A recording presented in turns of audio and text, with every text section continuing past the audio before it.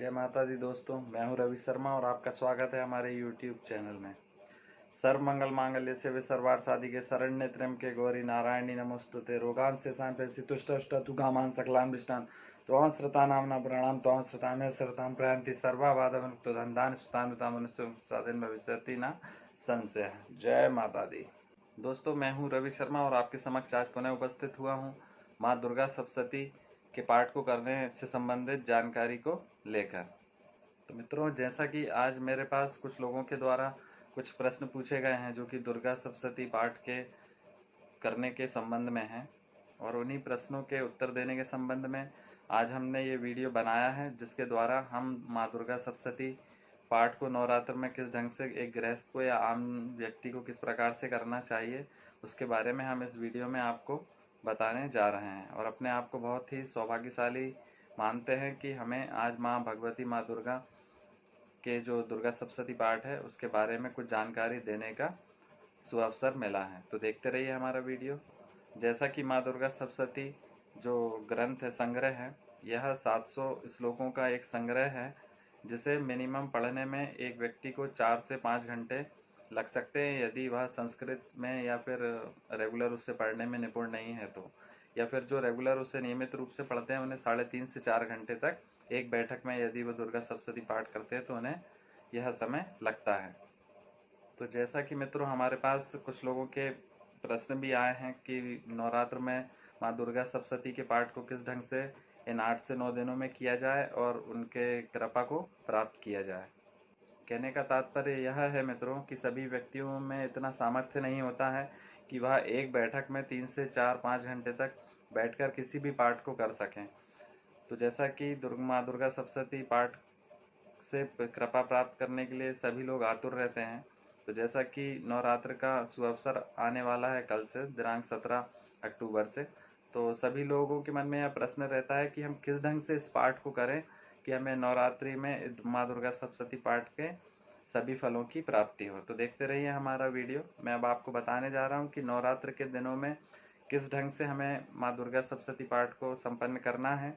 मतलब कि जो व्यक्ति रेगुलर 4 से 5 घंटे तक बैठकर पाठ नहीं कर सकते हैं, तो उन्हें इन 8 दिनों में, नवरात्र में 8 से 9 दिनों में किस ढंग से माँ दुर्गा सप्तशती का पाठ करना है वो मैं बताने जा रहा हूँ। अर्थात कि किन किन अध्यायों को किन किन दिन करना है, उन अध्यायों के पूर्व में उन्हें किन किन चीज़ों का पाठ करना है, उन अध्यायों के उपरांत उन्हें किन किन चीज़ों का पाठ करना है, तो वो वही सभी इत्यादि चीज़ें मैं आपको आगे वीडियो में बताने जा रहा हूँ।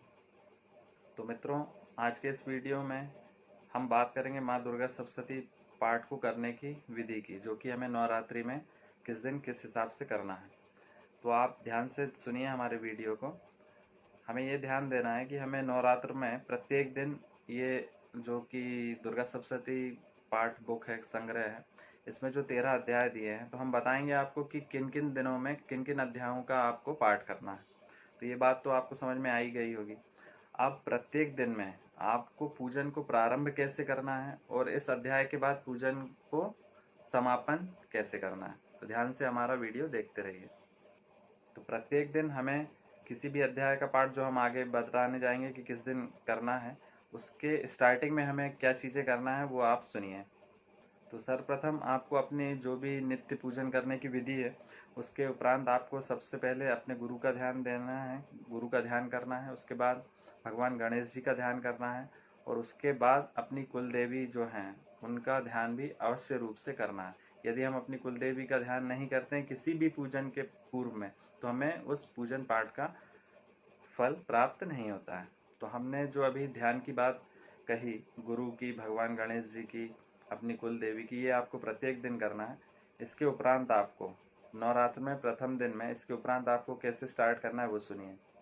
दोस्तों, वैसे तो जो भी लोग माँ दुर्गा सप्तशती का पाठ करते हैं, वो मेरे आगे आने वाले बातों में स्पष्ट रूप से समझ जाएंगे कि मैं किन टॉपिक्स पे या किन पाठों पे, रहस्य पर बात कर रहा हूँ। लेकिन जो व्यक्ति नए हैं, जिन्होंने माँ दुर्गा सप्तशती पाठ का अध्ययन अभी तक नहीं किया है, तो यदि वह हमारे वीडियो को देख रहे हैं और उन टॉपिक्स के बारे में अनभिज्ञ हैं, तो मैं आपको बताना चाहूँगा कि माँ दुर्गा सप्तशती की जो किताब होती है उसके अंदर ये सभी चीज़ें आपको इंडेक्स में, सूचिका में आसानी से मिल जाएंगी और आप उनको पढ़ सकते हैं। तो सर्वप्रथम जैसा कि हमने बताया कि गुरु भगवान गणेश और अपनी कुलदेवी का ध्यान करने के उपरांत आपको सबसे पहले देवी कवच का पाठ करना है। इसके उपरांत आपको अर्गला स्तोत्र का पाठ करना है। फिर इसके उपरांत आपको श्रद्धा भाव से कीलक का पाठ करना है। इसके उपरांत आपको तंत्रोक्त रात्रि सूक्तम का पाठ करना है और इसके बाद आपको देवी ध्यान मंत्र का पाठ करना है। तो मित्रों, यह बताई गई चीज़ें हमें कैसे करना है, मतलब प्रत्येक दिन हम जिस भी अध्याय का पाठ करेंगे उसके पूर्व में सीरियली आपको यह करना है, इन चीज़ों का पाठ करना है।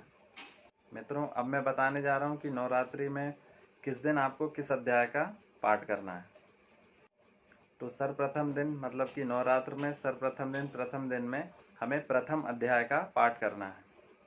इसके बाद नवरात्रि के दूसरे दिन हमें माँ दुर्गा सप्तशती के दूसरे एवं तीसरे अध्याय का पाठ करना है। इसके बाद तीसरे दिन हमें चतुर्थ अध्याय का पाठ करना है। इसके बाद हमें नवरात्रि के चौथे दिन हमें पाँचवें, छठवें, सातवें और आठवें अध्याय का पाठ करना है और पाँचवें दिन हमें 9वें और 10वें अध्याय का पाठ करना है। इसके बाद नवरात्र के छठवें दिन हमें 11वें अध्याय का पाठ करना है।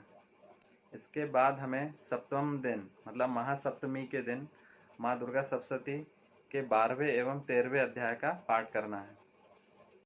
इसके बाद महाअष्टमी के दिन हमें दुर्गा सप्तशती में दिए गए तीनों रहस्यों का पाठ करना है।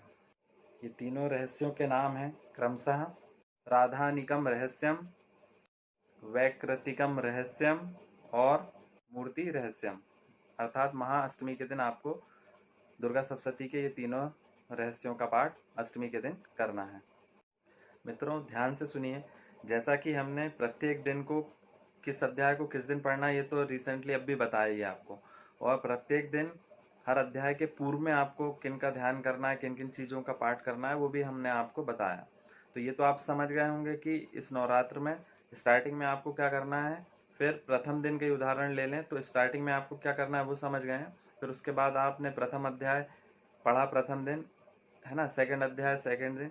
तो प्रतिदिन प्रथम में क्या पढ़ना है आपको और उसके बाद अध्याय क्या पढ़ना है और फिर उसका समापन क्या करना है। तो प्रत्येक दिन हमें समापन के लिए क्या करना है वो मैं अब आपको बताने जा रहा हूँ। तो अब आप समझ ही गए होंगे कि स्टार्टिंग हमें कैसे करना है, फिर किस दिन किस अध्याय का पाठ करना है और उस प्रतिदिन में मतलब प्रत्येक दिन में हमें उस पूजन का समापन कैसे करना है। तो अब मैं आपको बताने जा रहा हूँ कि हमें समापन के समय पे किन किन चीज़ों का पाठ करना है।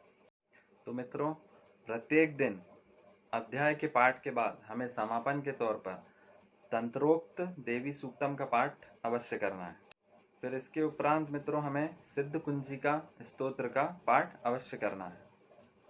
फिर इसके बाद हमें मित्रों पूर्ण भाव के साथ क्षमा प्रार्थना, जो कि उसी दुर्गा सप्तशती पाठ में आखिरी में दी होती है, उसका पाठ पूर्ण भाव से करना है क्षमा याचना के तौर पर। इसके उपरांत मित्रों सबसे आखिरी में आपको माँ दुर्गा की आरती करना है। मित्रों, आप सभी को एक बात और बताना चाहूँगा। कई व्यक्तियों के मन में अभी प्रश्न इस वीडियो को देखने के उपरांत चल रहे होंगे कि यदि उन्हें संस्कृत अच्छे से उच्चारण नहीं आती है तो फिर वो क्या करेंगे। तो मैं इस वीडियो में आपको बताना चाहूँगा कि जो व्यक्ति इस बताई गई विधि से मतलब कि अध्यायों के पहले और बाद में क्या करना है, अगर इन सभी पाठों को हिंदी में जो किताब में दिए रहते हैं अगर नॉर्मली हिंदी में भी करता है तो उसको भी उतना ही माँ भगवती माँ दुर्गा का फल प्राप्त होगा जितना कि एक व्यक्ति संस्कृत में एक निपुण व्यक्ति उसको पढ़ता है। तो ज़रूर आप अपनी सरल हिंदी भाषा में भी बिल्कुल पूर्ण भाव के साथ माँ दुर्गा सप्तशती का पाठ कर सकते हैं और सुख धन ऐश्वर्य सभी भौतिक सुख सुविधाओं को प्राप्त कर सकते हैं माता रानी के आशीर्वाद के द्वारा।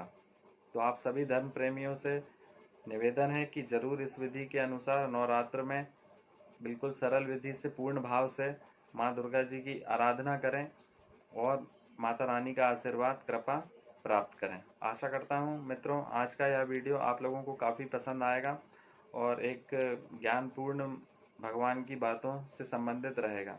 तो आशा करता हूँ कि आप इस वीडियो को ध्यान से सुनकर इस विधि को इस नवरात्र में या फिर अन्य जब भी नवरात्रि आती हैं उसमें पूर्ण भाव से इस प्रयोग को करें और माँ भगवती की कृपा प्राप्त करें।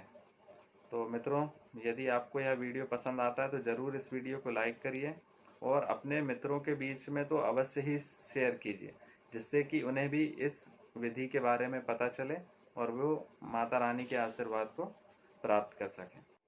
मित्रों, अंत में आपसे अनुरोध है कि हमारे YouTube चैनल को सब्सक्राइब भी ज़रूर कीजिए। तो मित्रों, आज का वीडियो देखने के लिए पुनः आपका धन्यवाद। माता रानी आप सभी का कल्याण करें, आप सभी को सुखी रखें। जय माता दी।